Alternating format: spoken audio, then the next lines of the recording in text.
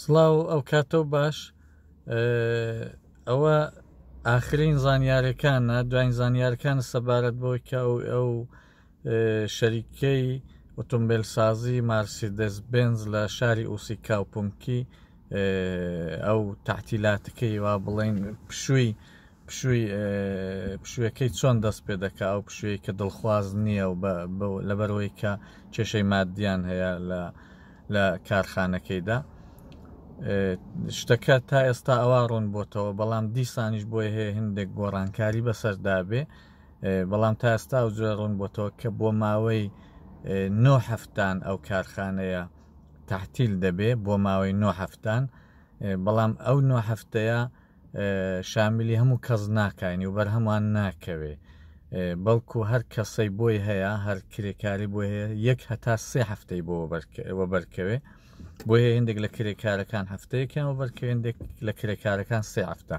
بەڵام لە 3 هەفتە زیاتر و بەرکەس ناکەوێت کەوا بۆ ئەو 3 هەفتەیەک بەستۆی خۆتان دەبێ ینی هیچ پارەیەک و نادرێتێ دەبێت خۆتان لە پاشەکەوت و لە داهاتی ڕابردوی خۆتان بەخێوکەن بەڵام پارەی 2 هەفتان ڕێکخراوی سندیکای کرێکاران دەوداتێ ئەگەر ئەندامی ئەو سندیکاینەوە واتە دەبێتە لیتۆ بە فینلاندی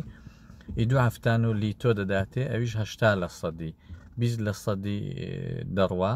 کەوا بوو پارەی 2 هەفتان 80% معاشەکە و بۆ ماوەی 2 هەفتان دەدرێتێ هەفتەیەکی لە دەست دەچێت ئەوە شتەکە ڕوونە بەڵام هەندێک بۆی هەیە هەندێک کەس هەفتەیەکیان بۆ بەرکەوێ ئەو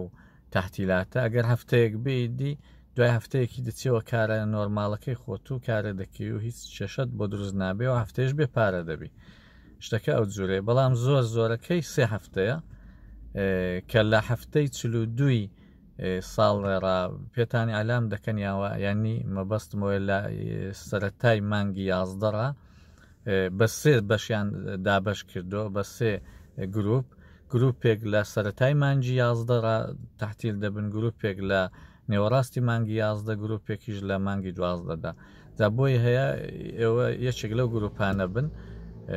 بەڵام هەموو گروپەکان پێکەوە هەموو کرێکارەکان پێکەوە تەحتیل نابن بەڵکو دابەشیان کردو هێندێک هەردەستنەوە کارێ کەوا بوو ئاخر زانیاریەکان دەڵێن بۆی هەیە هەر کرێکارێک 1 هەفتە هەتا 3 هەفتە تەحتیل بکرێ دوایویش کارخانەی ئۆتۆمبیلسازی مارسیدس بنز نۆرمال دەبێتەوە و پێویست نییە هیچ نیگەرانێکتان هەبێ ئەوە هەندێک زانیاری بوو پێم خۆش بتان دەبێت هەرچەند ڕەنگە زۆربەی کەش بە نووسراوە ئەو زانیاریانیان وەرگرت بێ هیوادارم نیگەران نەبن و کارەکەتان دەست پێ دەکاتەوە پاش 3 هەفتان بە نۆرماڵی مۆفەق بن و سەرکەوتوو بن سەرچاوە